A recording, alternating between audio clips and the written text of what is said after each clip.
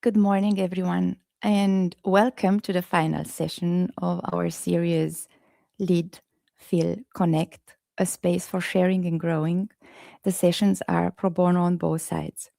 I'm Anne Kampf, your host today. Most of you know me as a physicist, but surprise, I also read faces. Yeah, the physicist became a physiognomist. Face reading, it's not fortune telling. Face reading is actually pattern recognition. Used responsibly, it becomes structured method for understanding people with greater clarity, empathy, and accuracy. Your face reveals things you may not even want to admit to yourself. And I even wrote about this in my book, Red Thread Occult to Science and Beyond. Today, we will talk about the unspoken language of leadership, habitual expressions, and psychosomatics. And for that, I have the perfect guest, Linda Thackray, director and founder of the Face and Body Interpreter, international trainer, psychosomatic therapist, and I'm one of the few people who can look at your face and understand your emotional habits. She reads patterns of thought, emotion, behavior, and the hidden stories held in the body tensions and pain. Linda, welcome. I'm so happy to have you here. And thank you for the invite. It's just an absolute pleasure to be here and to meet with you and share my passion, which is, face reading and psychosomatic therapy. So thank you for the invite. You're very welcome. I want to start with a moment everything shifted for you. What made you step out of corporate life? Because I know you were also part of a corporation and choose your psychosomatics and face reading. I guess there were two significant moments. And the first one was experiencing a face reading for myself. And I've always been interested in people and behavior and connection. Always loved my job in corporate, but the people connection was incredibly important. When I had a face reading, what I was shocked to witness about myself is that I was presenting something different to the world than what I was actually feeling on the inside.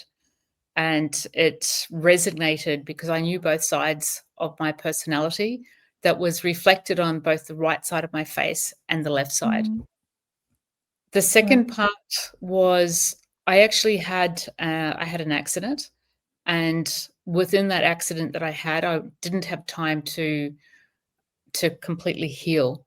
And I was already involved in the world of psychosomatics, and I decided to leave. I was general manager of the company. So I decided to leave, and they gave me this beautiful opportunity of staying whilst setting up my own business. So I had about a 10-year transition, um, setting up both my business before I literally left to pursue this full time just before COVID hit. Very insightful story. Um, Linda, what is the difference between micro expressions and habitual expressions? Okay, so some of you may have heard about Paul Ekman's work. And Paul Ekman, he was responsible for discovering micro expressions. And the expressions are so quick, they can quite often flitter across the face without Right. too much notice. A habitual expression is different in that we're looking at the same expression being done thousands and thousands of times. And that expression actually changes some of the facial features and creates form in a different way to how a feature would naturally look.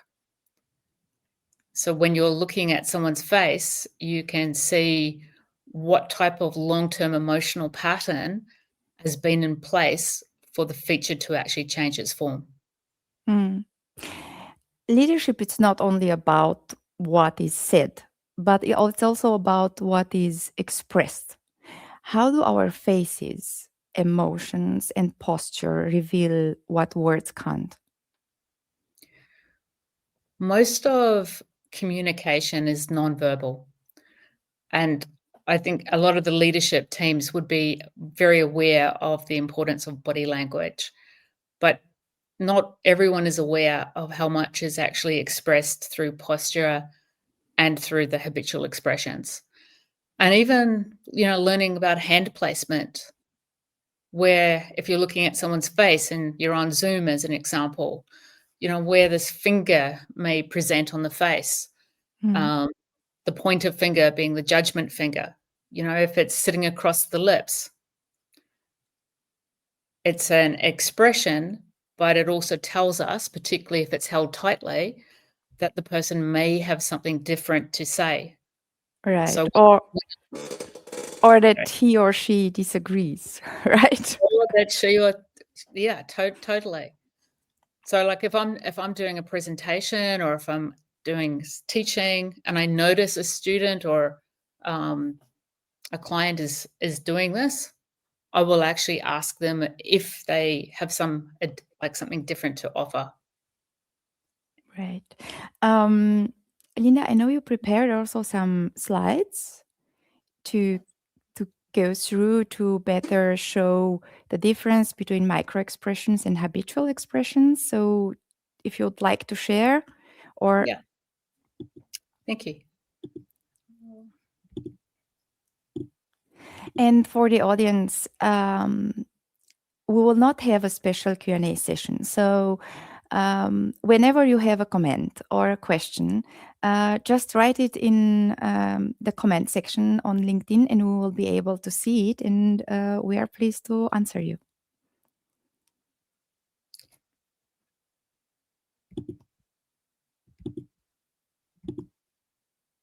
Okay. From my side, I have pressed. Yeah. Thank you.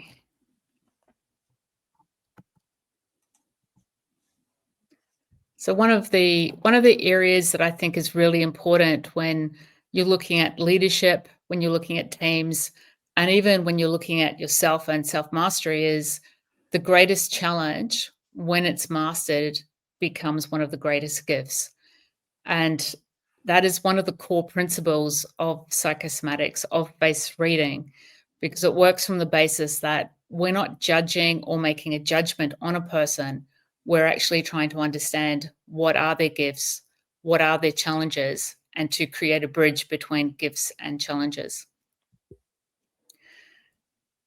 So as we take a look at a micro expression, we can see this young girl that has a pout on her face. Mm. And it's in the moment, you can see very clearly that 2 seconds later, she's going to be smiling, she's going to be happy, and that pout will no longer be there. But if circumstances had it that she continued to pout for her whole life, the actual form of the facial features will start to change. So as an adult, that bottom lip will start to come out, it will start to droop. And so she would have basically a long-term pout that would be represented on her face. We see people that have the habitual glow of happiness on the inside, and there's certain things like the crow's feet at the end of the face or the end of the eyes that start to uplift and show an uplifting, happy disposition. So we see those things without really consciously registering them. We also recognize when we see some features that show a medium-term emotional situation. So we know it's current. We know it's current when we see pink. We know it's current when we see tears. But then you can also start to see some patterns that would indicate both short-term and medium-term currency. Some of the features that show up as long-term are features like the little girl that we see, and we see that there's a white starting to show underneath her eyes.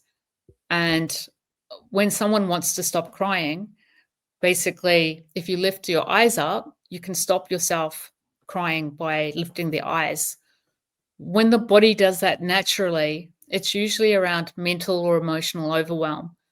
And just by understanding that, if you notice that within a team, that float had occurred, you would notice that the person may be under some mental emotional stress and may require some additional support. So it can be very helpful to notice this. Other Indeed. features that change are some of the softer features in the face. They'll change more readily than some of the more harder features. And again, we not only see sometimes an imprint, but we also see long-term patterns. So around the mouth, when we see that the mouth is starting to narrow, we may know that someone is holding back over a long period of time what they want to say, and that becomes a habitual pattern.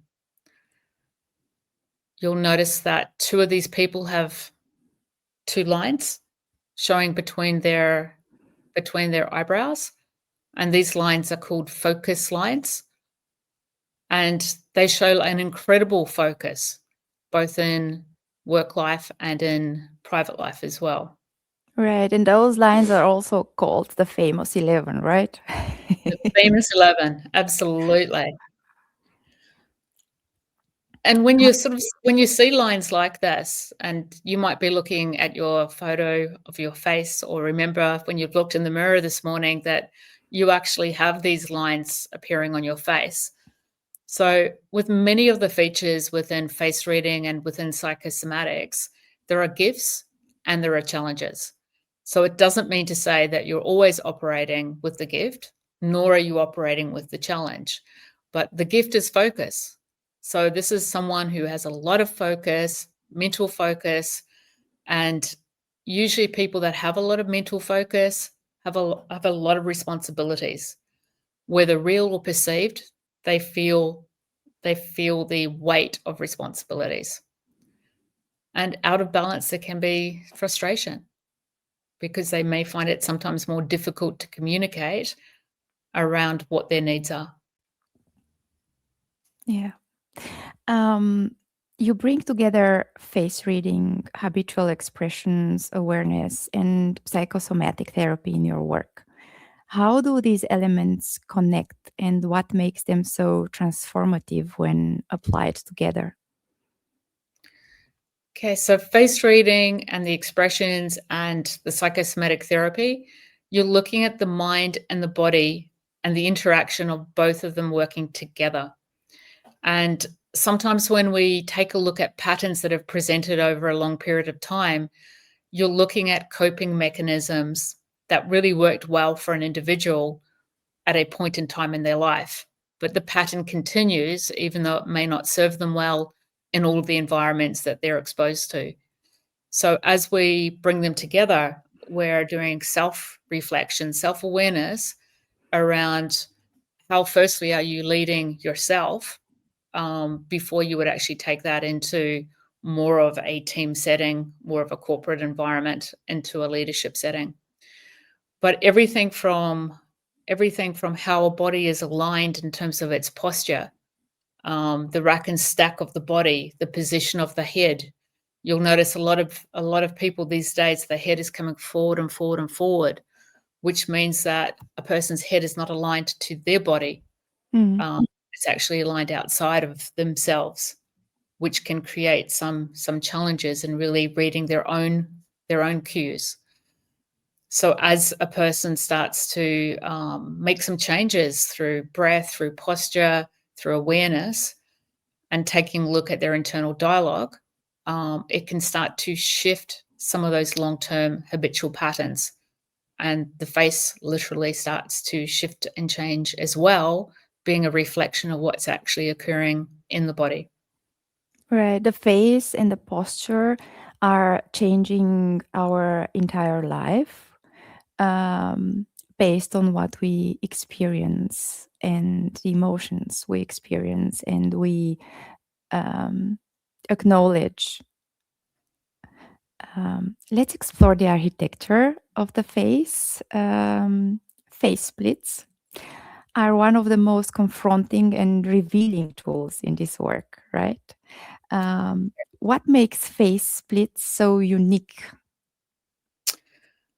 And it was, for me, it was the face splits that actually really drew me in. Having a conversation is one thing, but seeing a face split where it's basically cut in half, and then the two halves flipped, so that you have two rights and two lefts together, the right-hand side being the public face and the left-hand side being the private. When you see two people that are having a completely different experience, and you haven't actually noticed that your face isn't symmetrical, it can be quite shocking. And Mm. for me, it was profoundly shocking, because my right and my left, not only did they not look like they were from the same family of people, but they didn't look like they were friends. And when there's not a friendship happening on the inside that is going to present in the way that you are to the outside world, and it takes a lot of energy to create an image that everything's okay, where on the inside it's not. Right. Linda, this being said, I'm handing myself over to you. You have my face splits here, left side and Okay. right side, and original. And I must say, you're very brave, Anne, and the congruency of your face is very good. So let's just take a look. This is the photo that you sent into me. And as you can see, it's the standard photo, right and left sides have been marked. And then basically mirror imaged two right sides. And the right side is the public face. Mm. It's known for the left brain domination. We refer to it as masculine because it's action orientated. It's basically a positive charge. So it's all about doing, it's about logic, it's about practicality, because it's the left brain domination. And it's the mask that we create and the visible personality out into the world. So how you project your confidence. And as we look at this photo, one of the areas that that I've noticed particularly is your really beautiful combination of masculine and feminine energy. When we look at straight lines, we tend to look at the more logical, more practical side, and we see that with your eyebrows. And yet we've got the really soft characteristics that are associated with the feminine energy. So a really nurturing, strong presence that you present here.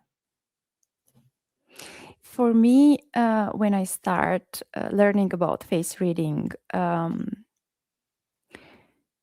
what stayed with me is that the principle of polarity and duality is also here to be found. As you said, we have a masculine side and a feminine side.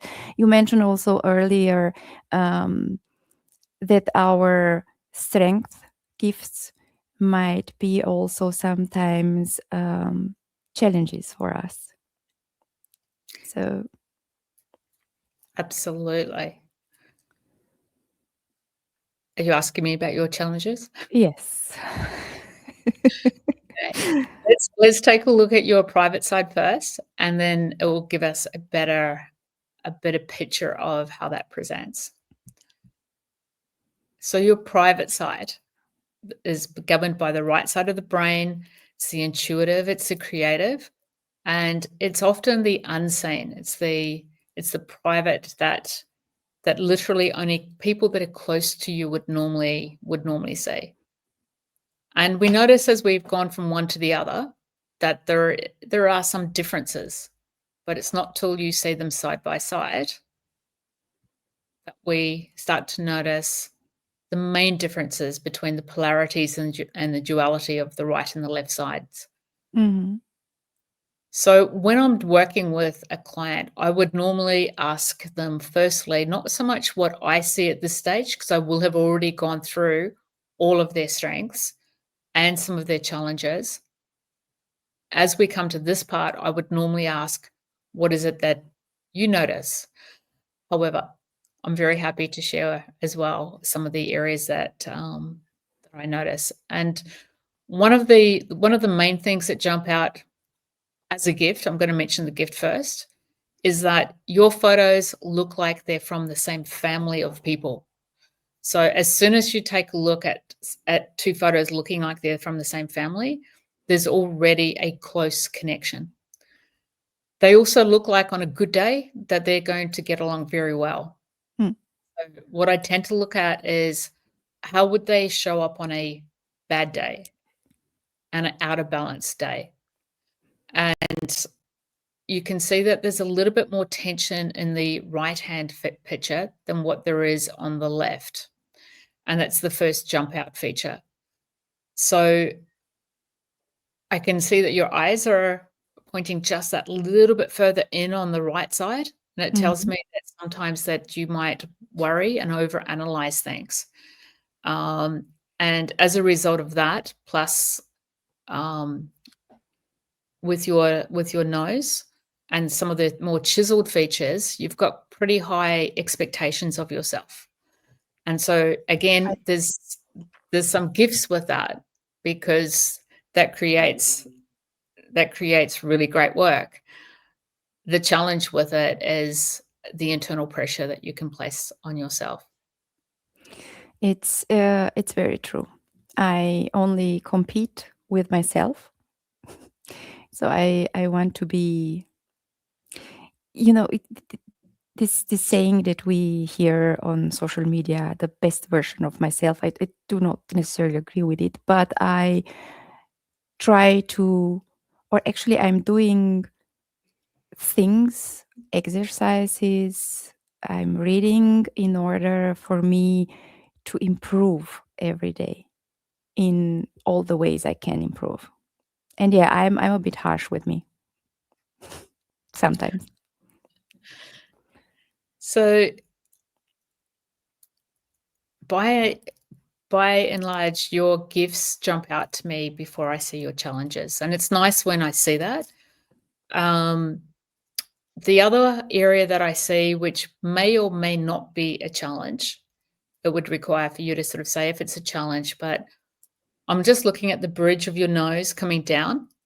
And I know that you can be quite straight to the point with your communication. And I'm also seeing that you're very independent. So your face speaks about collaboration and it speaks about this availability out to the world. But this particular feature has a different theme. And when you look at a different theme, it's like that's usually going to present as a conflict for a person to navigate. Indeed, I I used to say for years now that I'm not a very diplomatic person, um, and this is because, as you mentioned, I am very straightforward, also in communication, and sometimes in my early years when I was younger, um, probably because I had also a lack of experience, I was just, saying exactly what it was on my mind without sugarcoating. While the years passed, I learned to express myself also in a way that keeps the essence of what I want to communicate, but it's not um, harsh towards the others.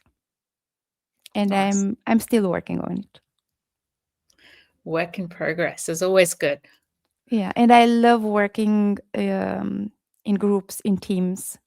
I love the team dynamics. I love the fact that people are not um, equal in the sense of that we have all the same um, gifts. Um, I like when we share and when we learn from each other. And so I think it's important in a team that the gifts that everybody brings are acknowledged and the fact that there is a diverse range of gifts within every team. Yeah. Okay.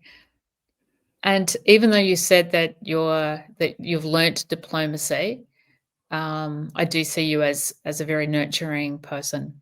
It's within your framework, within your high cheekbones.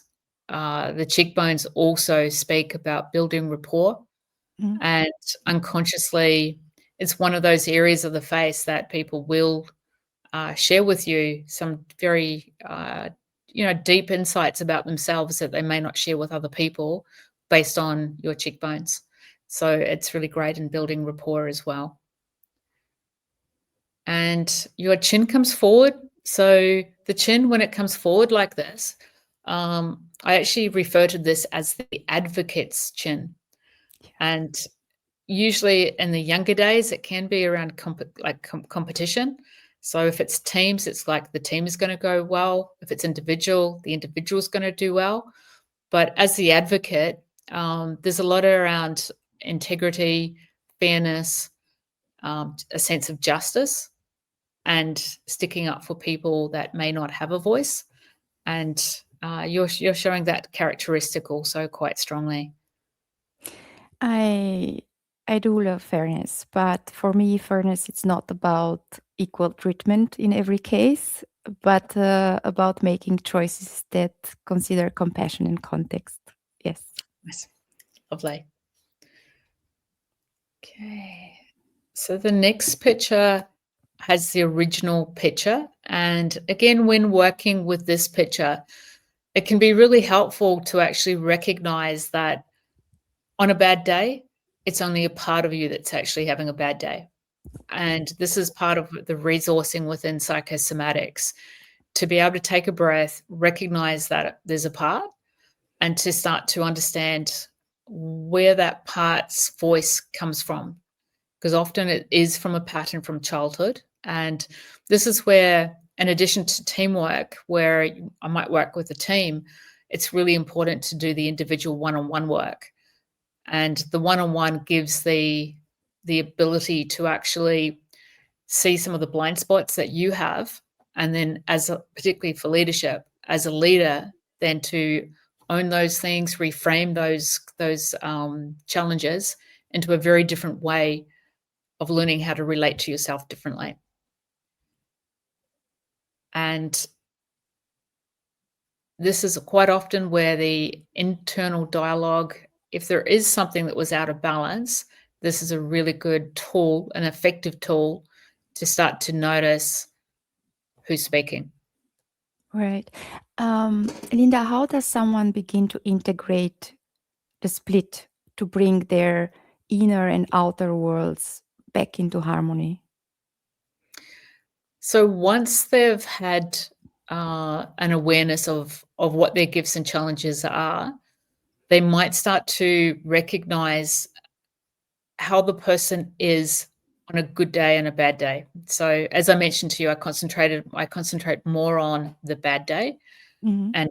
And particularly with your photos, I would say on a given, a good day is a good day. So on a bad day, yours don't show up with too much discrepancy, but for some people, it can show up very, very differently. And I might just move to the next slide here.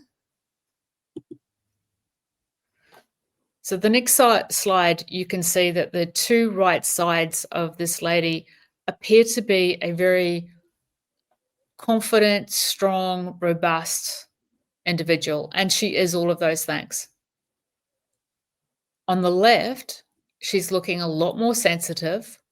There's a lot more overexposure, a lot more vulnerability, and she's a lot less confident than what she's presenting to the outside world. So on a bad day, her left side is going to want to disappear. And on a bad day, the right-hand side one could get somewhat frustrated because she's going to be misunderstood. Hmm. So once she learns how to regulate that by firstly recognizing her own thoughts on a bad day, then she's able to start to regulate what is actually occurring in the moment. And it's a process, but it's a process that can be learnt, really quite quickly once people have a really good understanding of where their challenges have arrived, what their gifts are, and how they're being to themselves. For leaders who want to begin exploring this, let's say now, what's one simple face reading cue awareness exercise you'd recommend? So the very first thing I would recommend is we look naturally at people's right-hand side face. We shake hands, the right-hand side comes across and it shakes hand with the right-hand side. My public face meets your public face. The private faces don't actually connect. So to actually take a look, take a breath, connect with both the right and look at the left. And this can be really important in conflict resolution. When you're noticing that someone's attitudes aren't what you would expect them to be, to connect in with the left, you're actually connecting with that part of them that's more authentic. And when I say authentic, it's not necessarily deliberately more authentic. It's just a natural personality. The mask that we create has got the environment that's been created, the conditions that actually create some of the personality traits we might find difficult to accept. So as you connect with the left, you're meeting a completely different part of the personality. And it's great in conflict resolution. As I said, I did some Teams work and I had this beautiful young girl, she would have been in her 20s, working in a male-dominated area, cold calling. And she had this style of look. And I said to her, plus she also smiled, habitually smiled. And I said to her, what happens when the smile doesn't work with some of your male clients? And she just went, that's not good. And it's like, can you give me some more information? What happens for you? And she would have like close to panic attacks, massive anxiety. And so I gave her this technique to work with. And the next time that I saw her, she came back and she said it was one of the best meetings that she had. Instead of being intimidated, she took a breath. She looked at the person on the left-hand side and was able to notice a different side of their personality. Plus also rely on her technical skills rather than a smile. Very important. Linda, we talked about the duality of the face. Yes. But I know that while reading face, there is also this so-called three-plane technique. Sorry, can you repeat that? I know that when reading faces, we also look at the three-plane technique. Yes. Maybe we can detail a bit about that. Yes. So when you're looking at the three areas of the face, we have the mental zone, which is from the eyebrows up to the hairline. We have the emotional zone, which is the bottom of the eyebrows to the tip of the nose. And then we have the physical zone or the action zone from the tip of the nose down to the chin. So if you've got someone similar to the gentleman at the end, he has three very strong zones. I think it, I feel it, I put it into action. One of his challenges as a leader could be the lack of understanding that he has a gift. And when you do something with ease and grace, there can be an expectation that everyone else should do it in the same way, particularly if they benchmark themselves as, well, I'm just an average kind of person. So my benchmark is basically here, I'm normal, which means that the rest of the team, if they're not achieving to the same standard, are underachieving. So that's an example of where it doesn't have the challenge at first glance, but he may have the challenge. And this one consistently shows up with people that have good symmetry as well between left and right and 3 equal zones. Yeah. Where you have a really large mind, you'd normally have to be part of the decision-making process. So the mind basically speaks of the intellectual stimulation that you get, the capacity to think creatively. And so when decisions are being made, you need to know why. So as a leader, looking at someone who has this really large forehead, being told to do something without understanding the logic behind it is really difficult to get engagement from the team. They need to be part of it in some shape or form. And the people with the really large physical zones, they have a very much hands-on approach. They like to learn through hands-on experience. And these people are incredibly important to allow them some ability and flexibility to try things so that, so they can come up with their own solutions. They don't like sitting in boardrooms for a long length of times. They're much more active and like more into the movement of let's just try. We could have actually completed this by now if they were left to their own devices. And of course, people with the really large emotional zones, they feel things deeply. So quite often, if you've got, as an example, someone with a large space, particularly a rounded space between the eyes and the eyebrows, they need time to feel into things and not to be rushed into making a decision quickly, because that can put them into overwhelm. And as you start to recognize some of these traits, it's not about making it right or wrong. It's just simply, this is a characteristic that if I put this person under too much pressure, they're not giving me the best results. And it creates undue pressure for them. So in terms of creating a happier work environment, it's not a good or bad, it just simply is and is. Right. And not everybody has a face where all the 3 zones are equally represented. The person that the persons that have the mind zone, let's say larger and wider, tend to answer very well, or you have good outcomes with them when you ask them, what do you think about whatever the topic is, right? They like to share what they think, what their thoughts are. Right. And the same applies also for the other zones. The people with the emotional zone, better represented, they share their feelings, or they express better, using their feelings and also words that describe that. In principle, yes. The theory is yes, but you need to also take a look at how the zones look.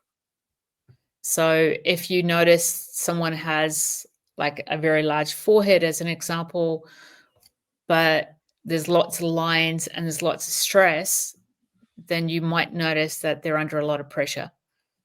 And the same in the emotional zones. So it is fair to say that people that have large feeling zones have the capacity for very, very deep feelings. Mm. This brings me to the famous Einstein lines, Yes. because you mentioned the forehead and the lines that may appear on the forehead. When lines reach all the way up to the crown, what does that say about intelligence and creativity? Highly, highly creative. Think outside of the box. They usually will have a diverse range of interests from everything and anything, but definitely up into the spiritual, philosophical concepts of, human existence, why we're here. The importance of life itself. What do habitual expressions in the forehead, deep lines, wavy lines, smooth tension reveal about someone's thinking patterns? Okay, so the tension lines, you often notice more pressure lines that come down on the sides, and basically that indicates someone who's I'll just take it back a few slides, show you a few. Oops, took it the wrong way, sorry.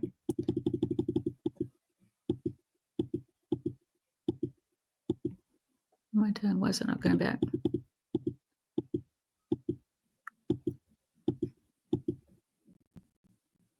Okay, for some reason that is not working. What slide are you looking for? The pressured head of the gentleman. Let's see. That one. Yeah. So when you take a look at a forehead that looks like this here, it is an enormous amount of pressure. And this one here is known as the pressure cooker. Mm-hmm. So the intensity of the mind can mean that he has difficulty turning his mind off.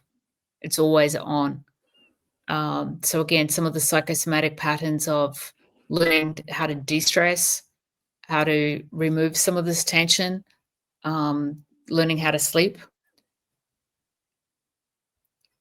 would be of assistance for this gentleman, but highly creative, thinks outside of the square, and comes up with innovative solutions. Yeah.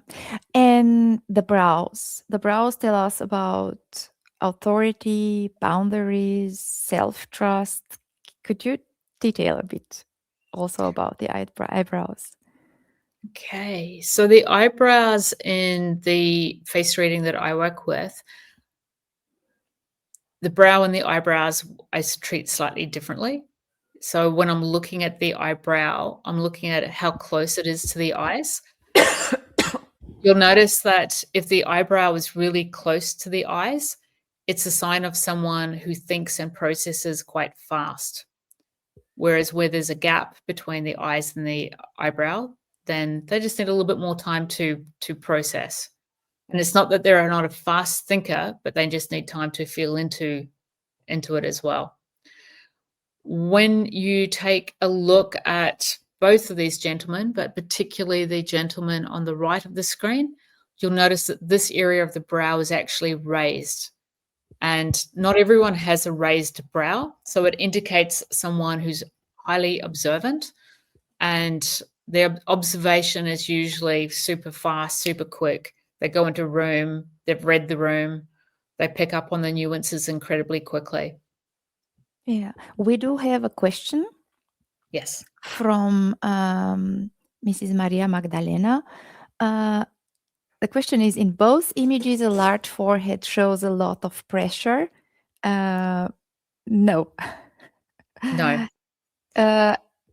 Linda, please, it's the image on the left side Yes. while So looking at the screen.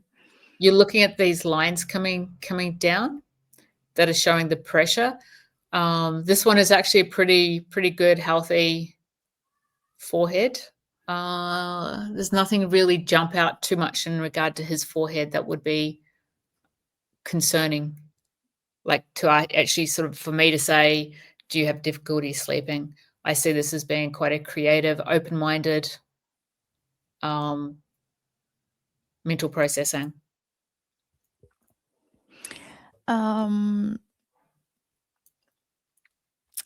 Now let's move to the nose. You mentioned the nose also earlier. But nose speaks also about one's identity. As we discussed before we enter live. I ask you to also give us a bit more information about the nose and what is the nose representing and showing us. Okay. Well, in psychosomatics, the nose is about your sense of self, your level of confidence, and how you project your personality out into the world.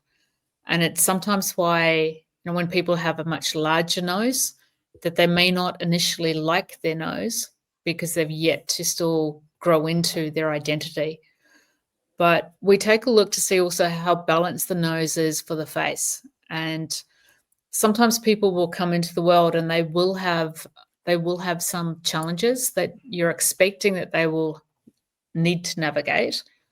And you'll notice that in terms of an extroverted feature is quite large. An introverted feature is small.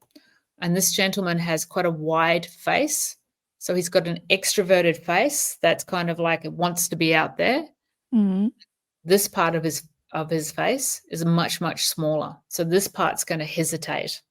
And that itself is going to create a lot of the tension and the pressure that he experiences of performance and having to put himself out into the world. What do the cheeks reveal about one person? Okay, so the cheeks reveal the nurturing style, and we're looking at the upper cheek as well as the lower cheek. I mentioned before about the upper cheek being a sign of leadership and also building trust and rapport, providing it's padded nicely with flesh. You'll often find if it's lower, so this gentleman has a lower cheek, it's not so high boned.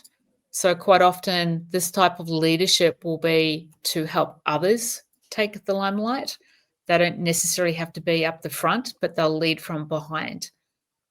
And the lower cheek's all about nurturing. So, yesterday I was doing some mini readings with some people I've known for a while, but they didn't actually know that I was doing face reading until I was talking to about today.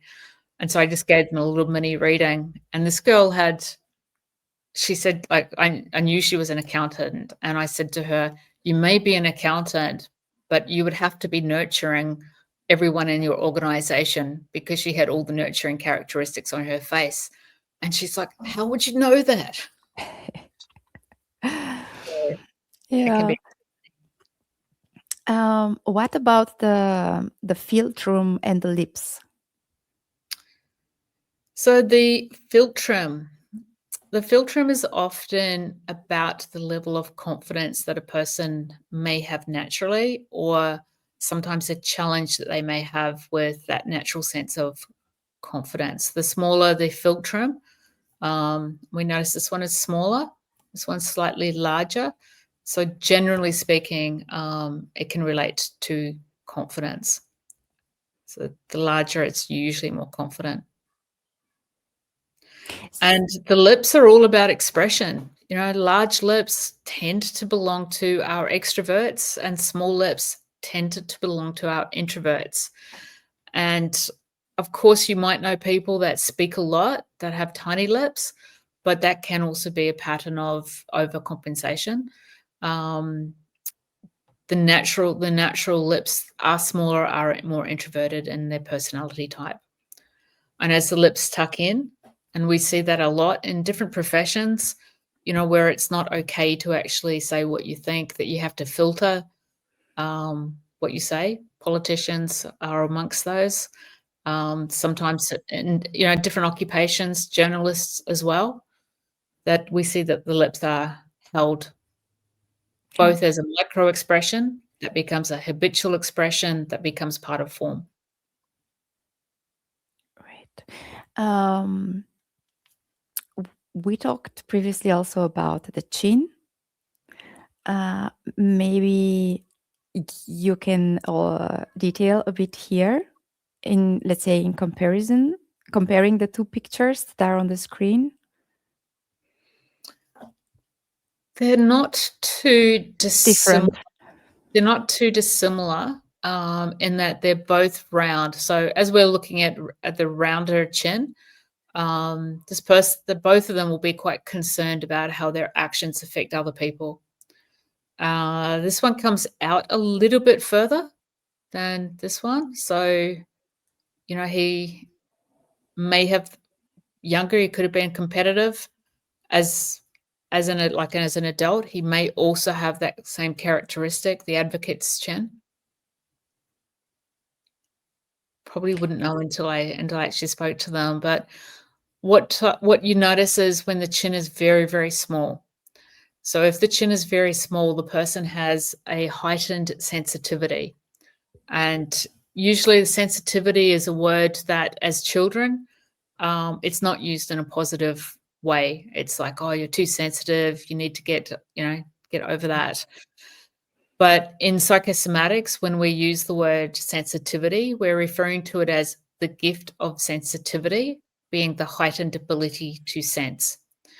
And usually by the time people get into their 40s, that becomes a gift. But you can almost guarantee that during their teenage years and the 20s, it's not a gift. It doesn't feel like it's a gift. And they even hear differently to people that have more of a chunkier chin. Mm. So someone who's got a chunky chin, they hear sound. Someone who's got like a very, very small chin, literally they have a full body response of hearing the sound through their body. And so it means that they're more reactionary to arguments, to any heightened energy around them. So they feel so much more deeply. So they often feel misunderstood because people don't understand exactly how they process differently to a lot of the rest of the population. If you've also got a really strong face and a smaller chin, you can push through and like literally override the nervous system, and that can quite often lead to a bit of burnout. A bit of burnout, yes, because yeah, as you said, the people having the chin more or smaller or narrower, emotionally they are more sensitive than the others that have a wider chin and face generally. How do you distinguish between a line shaped by emotion versus a structural line? So a structural line. What would you call a structural line? Shaped by physiology or habit. Okay. So when you take a look at, say, one of these lines in the cheeks. If you are trying to show something, we are not seeing your pointer. So, sorry. Okay. no worries. So the gentleman on the right-hand side, he's got the lines coming down his face. He's also got the dimples coming in. So as we take a look at that line is most likely going to be more within his personality makeup rather than in his emotional expression. So yeah, so when it's in the emotional field, you might describe it as the emotional field is short-lived. You see a line when they're doing like a micro expression or holding an expression for a period of time. But once it becomes form, you could probably say that it's now part of an ingrained part of the personality. But in saying that, Anne, it can change as well. So lines can appear overnight and they can also disappear. So I know a lot of money is spent on Botox and different things, but when you actually understand how an emotional expression is creating a line, you can sometimes change the appearance of that line. Yeah. And a classic example is when you're feeling really sad and there's deep grief and you smile through it, that creates lines that go down at the side of the mouth. So by not smiling and actually being more present with whatever emotion's happening, that will shift how that appearance of that line appears on the face. True. You mentioned Botox. So this is also a very interesting topic. So when can Botox be helpful? And when does it interfere with emotional expressions? It may be helpful and it may interfere with emotional expressions. So for some people, it is one of those preferences that it has to be the individual that decides. I think it is helpful, particularly where people have the jaw, locked jaw, um, grinding teeth, and an overdevelopment of the jaw itself. It can be very helpful in relaxing the muscle tension and also signaling to the brain that a different experience is possible. Mhm. So that can be really helpful in that situation. But Botox in certain places does limit the ability to be able to feel into certain situations. Like um, we rely on our body cues, sometimes even ahead of our interpretation of what's actually occurring. So our body responds first and then it gets interpreted. And when you become really good at reading your own body language, you might notice your hand position, your facial features. So it all starts to tell a story, and you might miss those. A classic example would be if you smile, and if everyone who's listening to this, if you just smile right now and see whilst you're smiling, if you can access the emotion of frustration or anger. And you will find that it's very difficult to access whilst you're smiling. And that's the same effect with Botox. If you're not able to have the full range of movement, then you're limiting that range. Right. What about surgeries, beauty surgeries, like, changing your nose or modifying your nose or lips? How can this impact, I don't know, positive, negative, um, one's personality? Yeah.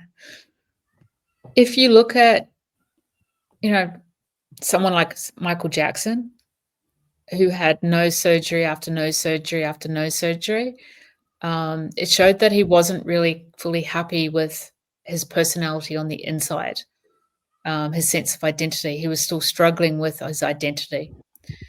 And that's often the case. People get surgery, but if they haven't addressed some underlying lacking of confidence, they may not necessarily like their new look, because it's not actually about the look, it's actually about their relationship with the feature itself. Um, but also sometimes it can be really important for people to, if they've been bullied, if they've had a really hard time and they really particularly hate a feature. Sometimes I hear reports back where they go, I love my new nose. I think I now look beautiful. So it is a lot about personal preference. And I think that that's done in conjunction with some emotional work, just for people to really understand and to see if there's something else at play, rather than just simply, I want to change this feature. And plastic surgeons are much more aware of that these days than what they used to be as well. Right. When a new line, wrinkle, or area of tension appears, what reflective questions can one ask instead of moving straight to judgment? Okay. So it really would depend on whereabouts in the face that the line has appeared. And obviously, when you're trained into reading faces, which I teach, um, you would know the area and meaning of each part of the face. So that would make it easier. But one of the fingers, which is the middle finger, you can put your finger on the line and just allow your body to connect in with the feeling of what's actually occurring at this line, and just to literally breathe into the body, feel into the body, and see if your body gives any insight, would be one Why? way. Why using the middle finger? Oh, it's one of the fingers used for pondering. It's also known as the spiritual finger. It's the mediator between the inside world and the outside world, based on hand reading. Thank you. Well, we come to the end of our session, Linda. Face reading teaches us to meet both ourselves and others with greater kindness. Because once we understand how differently each person processes their inner world, judgment softens, empathy expands, and connection becomes possible in a much deeper way. Linda, thank you very much. The way you make the human face come alive with meaning, it's such a gift. I'm grateful you shared it with all of us today. And to everyone here, thank you for being part of Lead, Feel, Connect series. Your presence and your curiosity have made this series truly special.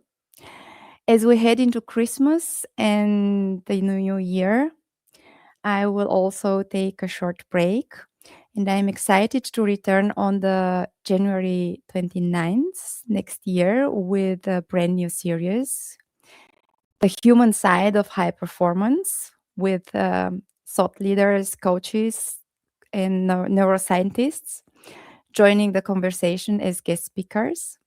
Until then, stay curious, stay connected, and lead with purpose. Merry Christmas and a Happy New Year to everybody. Thank you.